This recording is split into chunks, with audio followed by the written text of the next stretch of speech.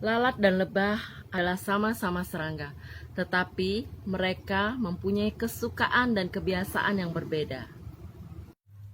Lebah, kemanapun dia pergi, dia bisa dengan cepat menemukan yang sedap, yang manis, yang indah, dan yang wangi. Itulah sebabnya lebah menghasilkan hal-hal yang indah. Lebah selalu menghasilkan madu karena dia selalu menyerap hal-hal yang baik. Sebabnya, dia menghasilkan yang mahal, yang berguna. Tetapi lalat, matanya, penciumannya, nalurinya hanya berfokus untuk menemukan hal-hal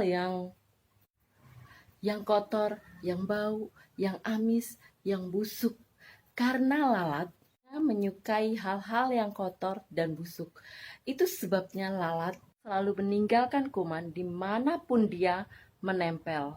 Semua orang berusaha mengusir lalat. Lebah dan lalat, ketertarikannya kepada bunga itu tergantung pada matanya. Mata lalat didesain hanya untuk menemukan hal-hal yang kotor. Sementara mata lebah didesain hanya untuk menemukan hal-hal yang baik. Yang jahat itu timbul dari hati yang jahat. Mata yang baik akan menemukan hal-hal yang baik. Mata yang baik itu didapat dari hati yang baik.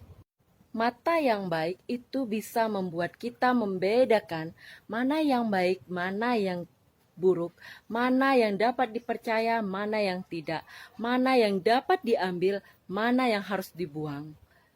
Tetapi mata yang jahat tidak dapat membedakan. Matius 6 ayat 22-23 berkata demikian, mata adalah pelita tubuh. Jika matamu baik, maka teranglah seluruh tubuhmu. Jika matamu jahat, maka gelaplah seluruh tubuhmu. Demikian juga dengan hidup kita. Jika mata kita tidak benar, itu akan membuat hati kita, naluri kita, pikiran kita, telinga kita, itu hanya sanggup untuk menemukan hal-hal yang buruk. Tarik dengan perkara-perkara yang jelek, yang negatif, cepat menemukan keburukan-keburukan orang lain. Mereka lebih tertarik dengan hal-hal yang berbau gosip, berita-berita yang tidak benar, bahkan dia lebih cepat mempercayai suatu hal yang salah daripada hal-hal yang benar. Nalurinya hanya bisa melihat hal-hal yang buruk. Itu sebabnya dengan kita melakukan 1000 kebaikan, tetapi saat kita melakukan satu kesalahan yang akan diingat oleh orang-orang seperti ini, itu hanya kesalahan kita saja. Dia tidak akan sanggup mengingat 1000 kebaikan yang pernah kita lakukan. Orang-orang seperti ini lebih tertarik dengan suatu keburukan. Maka kemanapun dia pergi, maka dia akan meninggalkan suatu kepahitan, masalah, dan dia akan menjadi troublemaker. Dan pikirannya itu akan penuh dengan hal-hal yang negatif. Tetapi orang yang pikirannya benar, dia akan mempunyai mata yang benar. Dia seperti lebah, dia akan bisa melihat terang di dalam gelap. Di tengah hal negatif yang terjadi di dalam hidupnya, dia sanggup melihat hal-hal yang baik di dalam masalah tersebut, baik dalam diri seseorang maupun dalam suatu keadaan. Dia lebih tertarik dengan kebenaran. Dia lebih cepat mengampuni oleh karena dia lebih cepat mengingat hal-hal yang baik yang pernah dia terima dari orang lain. Dan dia cepat melupakan hal-hal yang buruk yang terjadi di dalam hidupnya. Karena dia lebih menyerap hal-hal yang baik, hal-hal yang berguna. Jadi kemanapun dia pergi, dia akan mengeluarkan hal-hal yang baik, hal-hal yang berguna, hal-hal yang membangun bagi orang lain.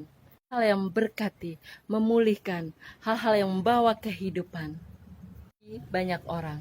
Lalu bagaimana supaya cara pandang kita menjadi benar? Dengan pemberesan hati. Kalau hati kita bersih, kalau hati kita beres, maka mata kita pun menjadi beres, mata kita menjadi terang, mata kita juga akan menjadi baik. Dan kalau mata kita baik, maka pandangan kita pun menjadi jernih. maka kita akan lebih tertarik pada perkara-perkara yang baik, perkara-perkara yang benar, perkara-perkara yang lebih membangun. Dalam Lukas 6 ayat 45 berkata, orang yang baik mengeluarkan barang yang baik dari perbendaharaan hatinya yang baik. Dan orang yang jahat mengeluarkan barang yang jahat dari perbendaharaan hatinya yang jahat. Karena yang diucapkan mulutnya meluap dari hatinya. Karena hati yang jahat akan cepat berlari kepada perkara-perkara yang jahat seperti lalat. Orang yang baik, maka kakinya akan segera berlari kepada perkara-perkara yang baik. Saul adalah contoh hati yang jahat.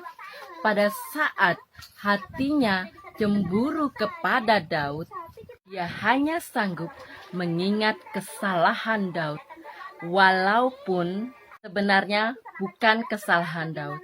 Yang dia ingat hanyalah perkataan para wanita yang berkata, Saul membunuh beribu-ribu musuh, tapi Daud membunuh berlaksa-laksa. Hati Saul hanya hal-hal yang negatif, hanya hal itu saja yang dia ingat dari Daud.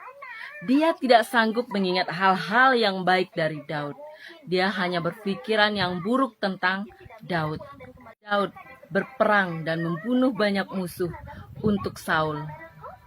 Selama Saul dirasuki oleh kuasa setan, kuasa jahat, Daulah yang bermain kecapi, sehingga Saul dibebaskan dari kuasa jahat. Bahkan 2 kali kesempatan yang dipunyai oleh Daud untuk membunuh Saul, tetapi itu tidak dilakukan oleh Daud. Tapi hati Saul yang jahat, hati yang keruh, dia hanya bisa menemukan hal-hal yang buruk dari diri Daud, seperti hati lalat. Tetapi kebalikan dengan Daud, Daud mempunyai hati yang murni, dia mempunyai kasih. Itu sebabnya dia punya mata seperti lebah. Dia bisa cepat menemukan hal-hal yang baik. Dia lebih bisa menemukan perkara-perkara yang baik. Dia lebih mengingat perkara-perkara yang baik. Selama masa hidup Saul masih hidup, Saul selalu berikhtiar untuk membunuh Daud. Selama Saul hidup, Daud tidak pernah aman. Maka Daud harus selalu berlari dari Saul. Daud harus meninggalkan tanah kelahirannya, yaitu Israel. Tapi karena Daud memiliki mata seperti lebah, maka dia dengan sangat cepat menemukan hal-hal yang baik di dalam hidupnya. Dia juga dengan cepat melupakan hal-hal yang buruk dari Saul, hal-hal yang jahat yang dilakukan oleh Saul. Dia dengan sangat cepat melupakan hal-hal buruk itu. Oleh karena orang yang benar lebih cepat mengingat hal-hal yang baik di dalam hidupnya. Dia tidak tertarik dengan perkara-perkara yang buruk, perkara-perkara yang jahat. Itu sebabnya apa yang dikatakan oleh Daud pada saat Saul mati, 2 Samuel 1 ayat 23, di situ dikatakan bahwa Saul dan Yonatan adalah orang yang dicintai dan ramah. Karena dia tidak tertarik pada hal-hal yang buruk. Karena dia mempunyai mata, telinga, hati nurani yang tidak tertarik pada hal-hal yang buruk, hanya pada hal-hal yang baik. Lalu, bagaimana dengan saudara tidak tertarik pada hal-hal yang negatif? Atau Anda, saudara, seperti mata seorang lalat yang lebih tertarik kepada hal-hal yang buruk, hal-hal yang busuk, hal-hal yang amis, hal-hal yang tidak baik, hal-hal yang negatif. Yesus memberkati.